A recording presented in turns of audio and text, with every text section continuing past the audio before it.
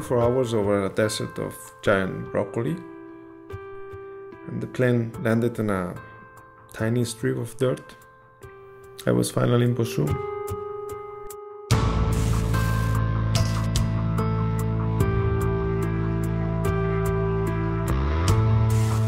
In a few minutes I was in a car crossing the village.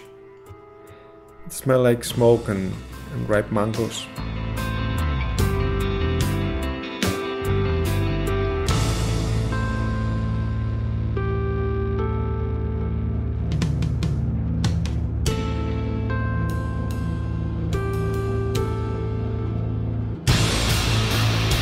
It was a crowded place in the middle of absolute isolation. I felt observed.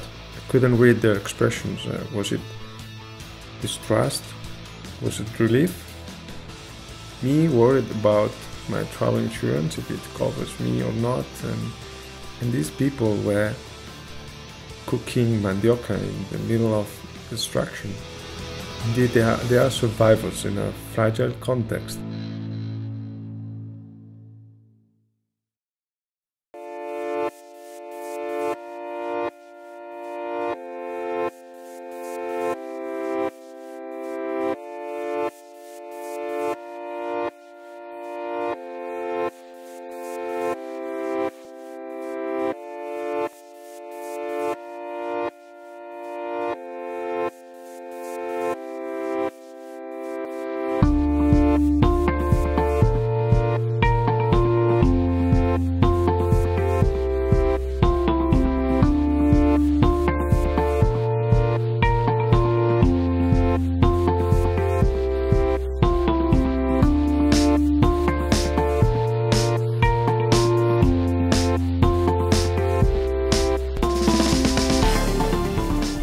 We built an office from scratch. We didn't have anything.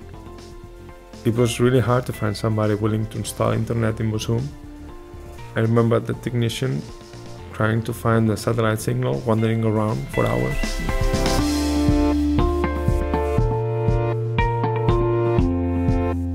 "1,000 tons of food and seeds. Can you imagine what it is to find a place to keep them safe and dry in Bochum?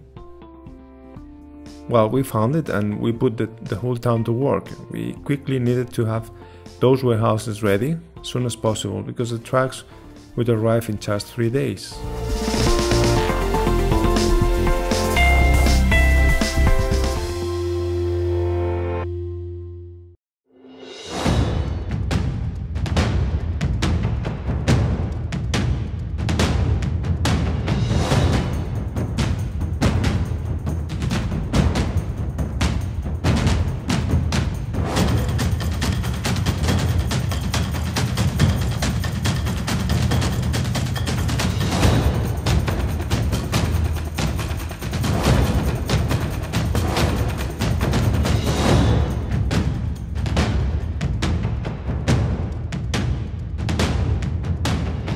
Every time a truck arrived, we had to unload it as quick as possible before nightfall.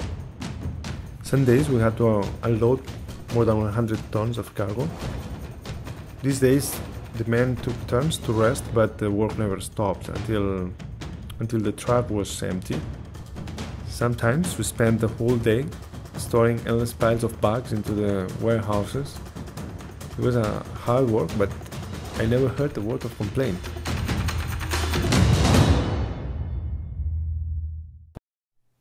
It was the rainy season.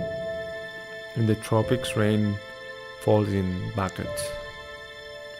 Sometimes it surprised us and we scrambled to cover the seats as quickly as we could. It was nice to see how everybody was giving a helping hand.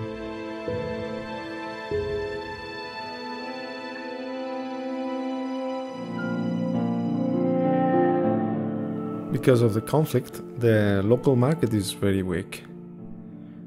There's only a few producers who manage to have seeds to sell, but we didn't want to further damage them with our project, so we planned to buy what we could from them. Incredibly enough, the most difficult tool to find was a scale that worked.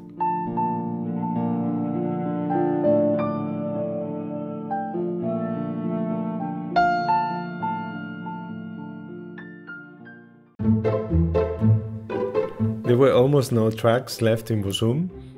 You could count them on the fingers of one hand. The one we did find often broke down, and the awful road conditions didn't help either. One time, the truck got stuck on a very weak wooden bridge in the middle of nowhere, and we had to unload it and cross our fingers that it wouldn't fall off. Really, crossing that bridge took us a whole day.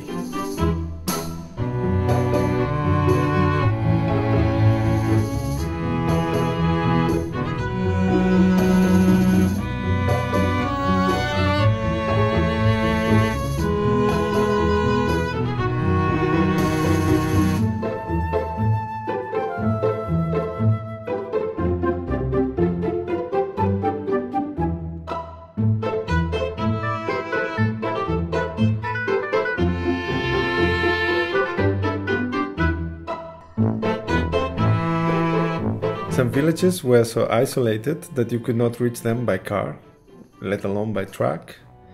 So we had to find a solution, and we ended up hiring all the motorbikes available in the region and load them with as many bags as they could carry.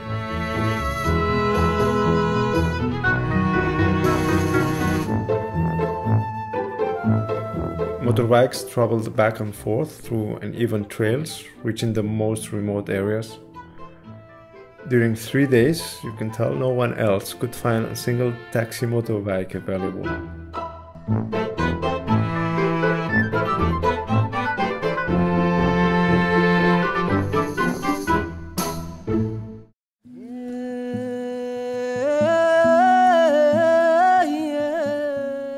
The distribution days were my favorite. Finally, you could see the result of such a hard work. We organized every step of the distribution 2 weeks in advance.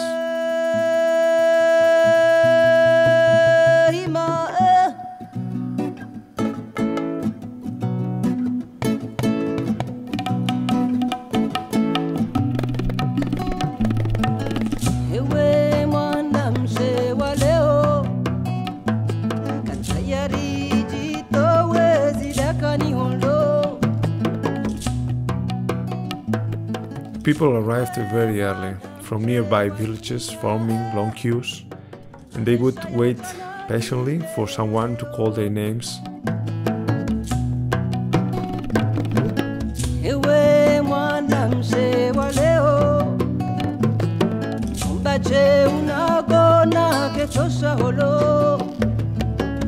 They brought old racks and bags to carry their share of food and seeds back home.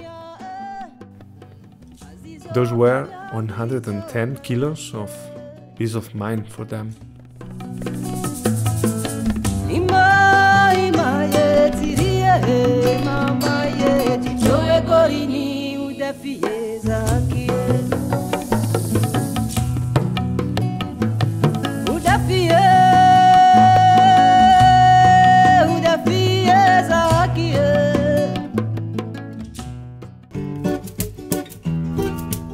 Mama nimechoshwa na haya mateso, jinsi anavyonitesa huyu baba wa kambo. Sitaweza kamwe kuvumilia, sitaweza kamwe kuvumilia. Mama tafadhali nipeleke kwa baba.